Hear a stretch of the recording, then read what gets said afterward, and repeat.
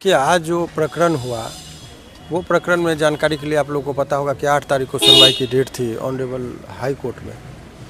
तो वहाँ जो मूल मुद्दा है कि अगर यदि किसी पर्पस को लगता है तो उसके लिए प्रथम चीज़ दिखाना होता है कि लड़की बालिग है कि नाबालिग है। अगर वो बालिग है यानी 18 वर्ष से ऊपर का है तो ये पॉस्को एक्ट नहीं लगता है।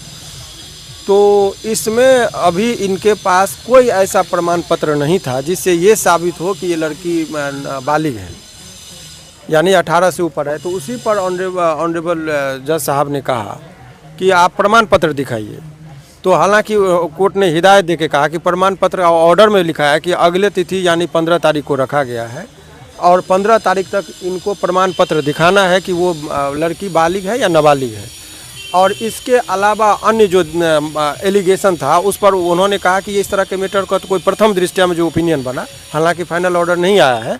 ऑर्डर में केवल यही बात आया है कि लड़की को बोला गया है कि आप अपना प्रमाण पत्र एज के बारे में बताएं, क्योंकि स्कूल में जो एडमिशन लिया है 2006 में और आधार कार्ड के मुताबिक उसका 2007 है।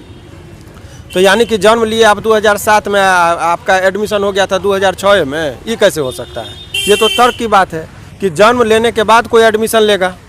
लेकिन यहाँ पर केस बनाने के लिए, झूठा केस गढ़ने के लिए अगर एज में हेरा फेरी हुआ है तो हमने कहा कि ठीक है उसको फांसी की सज़ा हो जाए।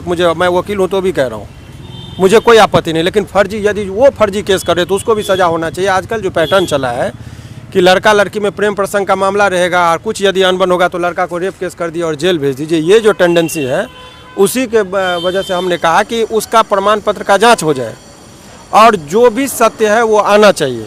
लेकिन यहाँ पर कोई प्रमाण पत्र नहीं है और आप लोग भी जानते हैं कि रियल मामला क्या है कि लगातार आपको लगता है कि 4 साल तक किसी के साथ कोई रेप कर सकता है। आज के पर जो ये चला है, देखिए यदि कहीं कहीं लड़की के साथ लड़का गलत करता है तो ऐसे लड़कियों का भी हम साथ देते हैं कि कोई गलत नहीं यदि। लेकिन अभी अतुल सुभाष का केस क्या हुआ, किस तरीके से प्रताड़ित किया गया कि उसको मरना पड़ा कानूनी दौपेंच के चक्कर में। तो आजकल पैटर्न है कि भाई केस कर दीजिए, 376 का आरोपी बना दीजिए, लड़का जेल चला गया, 164 के बयान में उल्टा पुल्टा कर दिया और भुगता है।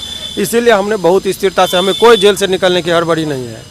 पहले ये जांच हो जाए और झूठा मुकदमा कर दिया है तो उसको भी जेल होना चाहिए, हमारा डिमांड ये है। उसी पर एज के लिए हम लोगों ने बोला है कि अब सर्टिफिकेट मांगा जाए, सर्टिफिकेट मांग रहा है। यानी सर रोशन रॉय का जो 376 लगा था और पॉक्सो एक्ट लगाया गया था किरण सिंह के द्वारा, ये सर दोनों जो धारा है वो लगभग खत्म माना जाए। अभी नहीं बन रहा है, लेकिन उस 15 तारीख को सर्टिफिकेट की मांग की गई है। सर 15 तारीख को क्या होगा सर? 15 तारीख को ये लड़की को प्रमाण पत्र देना होगा कि आपका जन्म कब का है।